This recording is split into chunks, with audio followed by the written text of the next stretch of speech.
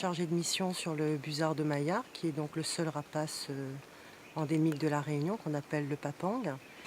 Le mâle est blanc et noir contrasté, il est très facile à reconnaître en vol. La femelle est dans les tons plutôt brune, marron et cru, beaucoup moins contrasté que le mâle. Et le juvénile, le jeune, lorsqu'il prend son envol, en fait, il est entièrement brun, marron chocolat, avec le croupion blanc et une tache blanche sur la nuque. En 2000, il y a eu une estimation faite par la CEOR, donc la population estimée à 120-180 couples sur l'île. Il faut savoir qu'avant l'arrivée de l'homme, il n'y avait pas de rongeurs sur l'île, donc le papang consommait essentiellement des oiseaux forestiers, sûrement aussi des reptiles endémiques. Et avec maintenant la prolifération des rongeurs, son alimentation est essentiellement composée de rongeurs, de 50 à 70%. Et en fait, cette espèce, elle est en danger. Et il y a notamment 3 menaces importantes, 3 menaces anthropiques qui touchent cette espèce. C'est le braconnage, l'empoisonnement secondaire et les collisions sur lignes électriques. Alors l'empoisonnement secondaire, qu'est-ce que c'est ?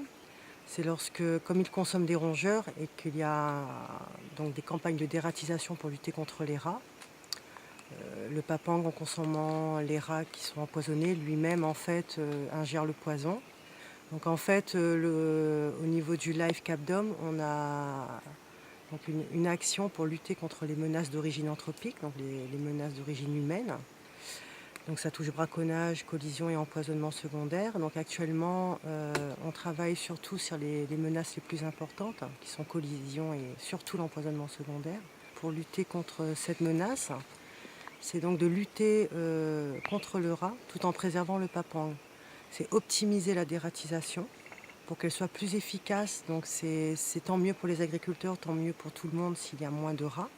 Et automatiquement, si la lutte elle est optimisée, si elle est efficace, il y a moins de produits déversés et donc ça impacte moins le papang. À la CEOR, nous avons rencontré différents acteurs.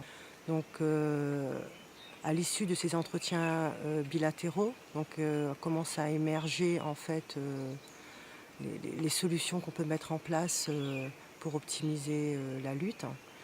Et donc d'ici juillet-août, c'est de pouvoir faire une réunion plénière, réunir l'ensemble des acteurs pour véritablement trouver des solutions pour optimiser l'empoisonnement. Au niveau de l'action aussi, c'est choisir des sites qui présentent soit la menace de l'empoisonnement, soit la menace de collision, et de pouvoir en fait avec les agents des aires protégées et aussi les adhérents de la CEOR, les bénévoles, faire des patrouilles de surveillance qui viendraient donc régulièrement sur ces sites lorsqu'il y a des campagnes de dératisation pour donc arpenter les chemins de terre, les terrains agricoles, pour voir s'il n'y a pas eu de papang empoisonnés, pour aussi suivre le comportement des busards autour des lignes électriques, informer les agriculteurs et puis en amont, puisque les couples ont été recensés, lorsqu'il y a une campagne de dératisation, pouvoir suivre l'évolution de cette population.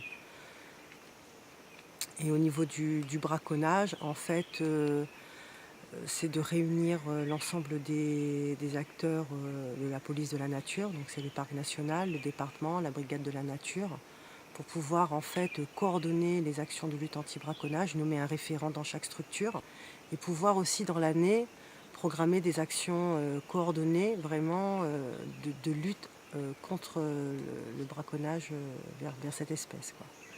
Et on voit bien avec l'évolution des mentalités, la sensibilisation, l'éducation à l'environnement qui est très présent à La Réunion, la menace braconnage a diminué, donc le papang semble revenir à des territoires qu'il avait laissés parce que la présence de l'homme était trop importante.